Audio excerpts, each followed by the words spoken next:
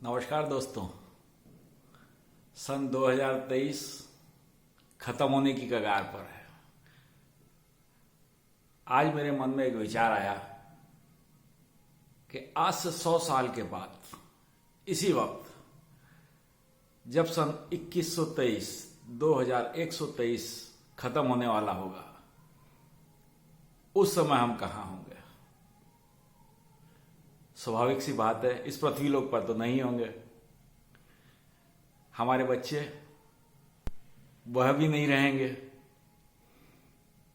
उनके बच्चे जो आज मान लीजिए कि 1 2 4 साल 5 साल के हों,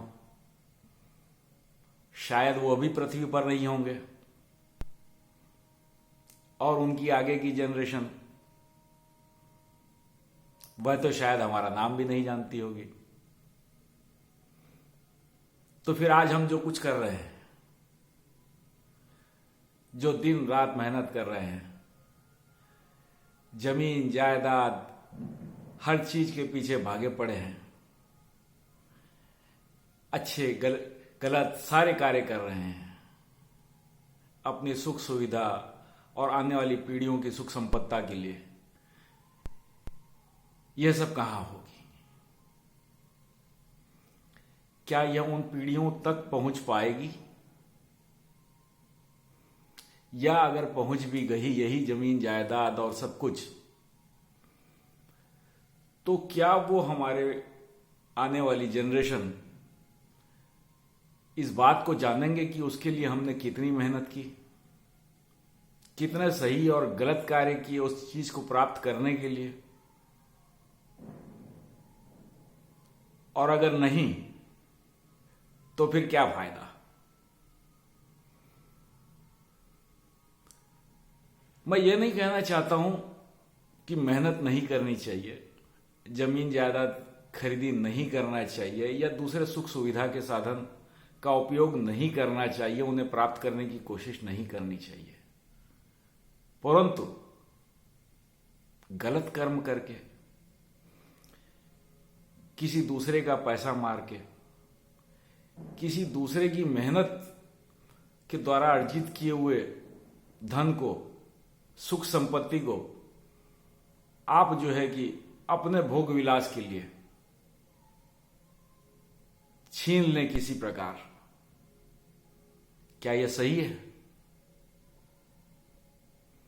जबकि वह सुख संपत्ति आपके भविष्य में, आपके आने वाली पीढ़ियों को शायद उसकी जरूरत भी ना हो, या हो सकता है कि कोई नालायक निकल जाए जो कि उसका पूरा जो है कि दुरुपयोग करके उसे जो है कि पूरा उस सब का बंटाधार कर दे।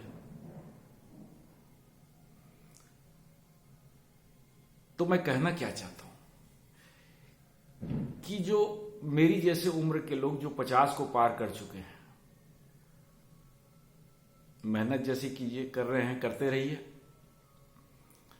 सुविधा का उपयोग करते रहिए।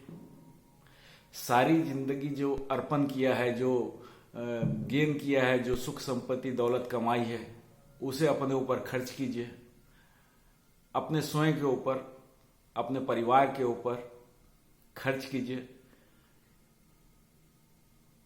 और कोई भी ऐसा गलत कार्य मत कीजिए कि जिससे आपकी संपत्ति तो बढ़े, लेकिन यश, कीर्ति, गाथा सब जो है धूल में मिल जाए, मिट्टी में मिल जाए।